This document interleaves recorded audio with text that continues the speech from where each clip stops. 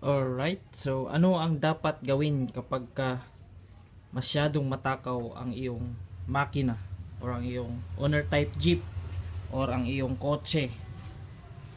Okay, so itong video na ito mga kaibigan ay applicable ito sa mga naka-decarburador, okay, gasoline engine. So specifically doon pa lang. Then sa EFI, medyo ano na siya, may kaibahan na lang. So, carburetor tayo, decarburetor na mga sasakyan. Katulad dito, ating Toyota 4K engine.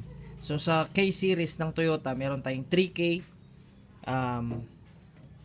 3K, 4K, 5K, at saka 7K. Lahat yan, decarburetor. Maliban lang doon sa mga naka-revo na EFI engine na. Pero, ang gamit ay 7K engine. Pero ito, lahat sa mga decarburador. Lahat ng K-series pare-parehas yan. Pare-parehas ng itsura. Ganito po yan. May kaibahan lang. Ibang-iba lang yung kanilang displacement. Pero yung principle ng kanilang distributor, ng carburetor, parehas po yan mga kaibigan. Okay?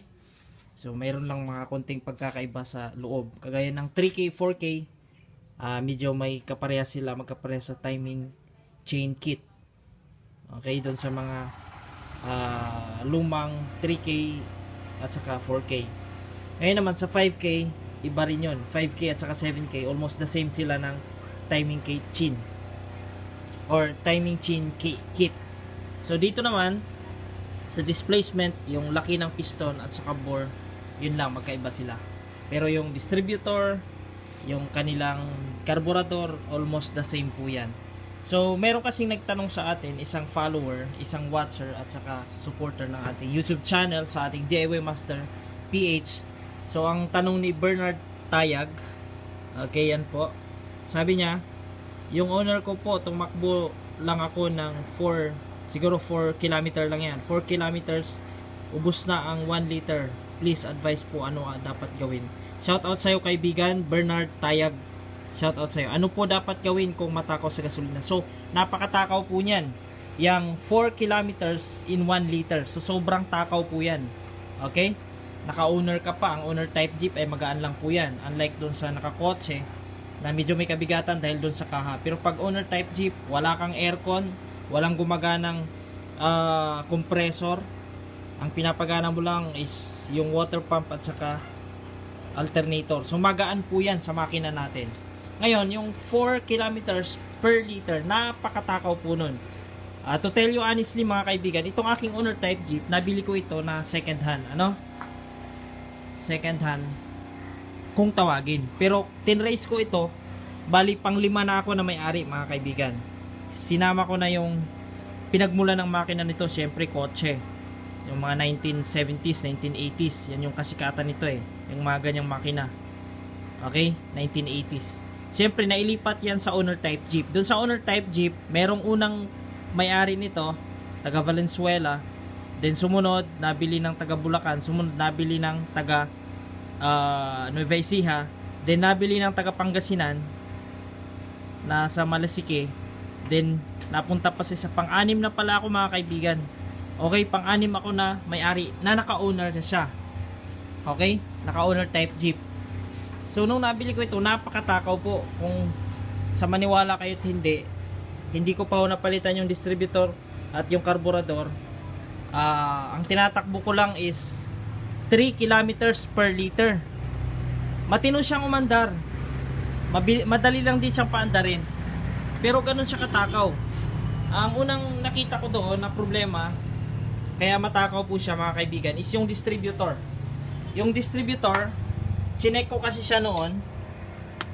Okay, pag binuksan natin to, dapat ho nito ay smooth na gumagana. Unang-una itong rotor. Pag pinihit mo yan clockwise, dapat ho yan gumagana. Okay?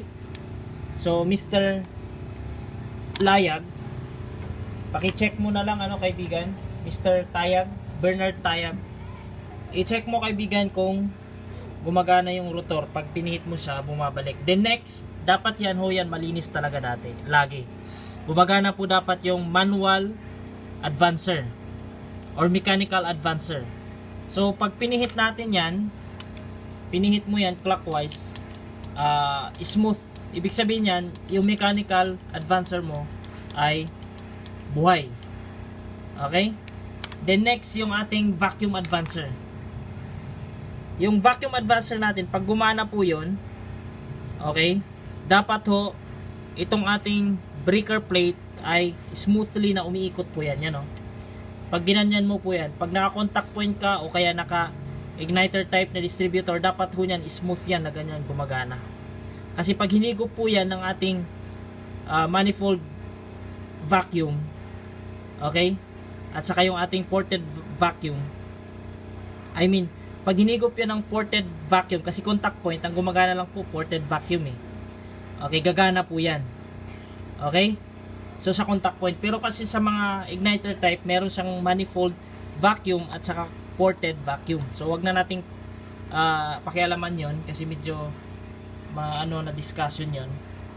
Basta ang mahalaga dyan, yung breaker plate, pag ginalaw mo sa baba, dapat gumagalaw yon, Mr. Bernard Tayag. Then ito naman, gumagalaw yan. Yon yung sa distributor. Pinalitan ko yan. Nung pinalitan ko mga kaibigan ay tumipid siya, syempre. Then ang carburetor ko, kasi yung nakakabit na carburetor niyan, dati, original siya na 3K, pero daming sira. Okay, maraming mga jet na talagang barado na, tapos yung mga screw, hindi mo na mababaklas kasi na lost thread na, gano'n. Ang pinalit ko lang itong replacement lang ito. Hindi naman ito original mga kaibigan. Hindi ho yan original. So, una, distributor, tingnan mo kung gumagana yung mga advancers mo, yung mechanical advancer at saka vacuum advancers mo, dapat gumagana po yun. Pangalawa, carburetor mo, baka naman ho, sobrang dumi. Okay? Dapat ho yan, lilinisan. Then, dapat, pangatlo, yung tuning nitong ating air and fuel mixture screw.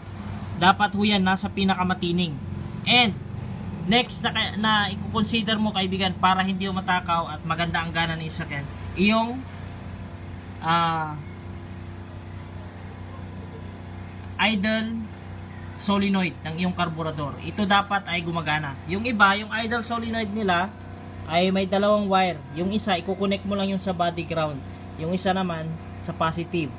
Yung wire na papunta sa ignition switch o kaya papunta doon sa iyong ignition coil na positive. Kasi yan, pagka nag-switch ka ng susian, saka lang nagkakaroon ng kuryente. Okay, parehas lang yan. Then, i-connect mo doon sa iyong carb solenoid. So, yun yung mga nagpatipid sa akin, sa aking owner type Jeep. So, dating 3 liters or 3 kilometers per liter, ngayon, umaabot na po siya ng 16 kilometers per liter. Mix riding yun, kaibigan ha, mix riding. Pero pag may karga na, punuan, na-try ko kasi ito, umabot siya ng 12 to 10, naglalaro. 10 to 12 kilometers per liter. 8 kami na nakasakay. Okay? Mix riding din yun. So, ganun siya katipid. Ganun katipid yung ating owner type Jeep, yung ating 4K engine kapag na-reach natin yung tamang tono ng ating distributor, ng ating carburetor. Okay? So, nabanggit ko dapat gumagana yung mga vacuum dito, mechanical at saka vacuum advancer sa ating distributor. Then next, yung ating carburetor dapat lilinisan, tama dapat yung ating tuning. Then yung ating carb solenoid. Pang-apat kaibigan, para ma-reach talaga natin yung optimum performance ng ating makina at matipid po siya, is yung ating ignition timing. Okay? Yung ignition timing, meron tayong mapapanood dyan sa YouTube kung paano mag-tono, paano mag-timing nito na walang timing light. Pero yun, hindi ko maire-recommenda sa inyo kasi nga po, yan po ay hindi talaga makuha yung pinaka tamang timing. Ang gagawin nyo po, mag-invest po kayo ng timing light. Okay? Timing light. Mapapakinabangan ninyo yun, yung timing light na yan. Kasi talagang maita-timing nyo ng tama.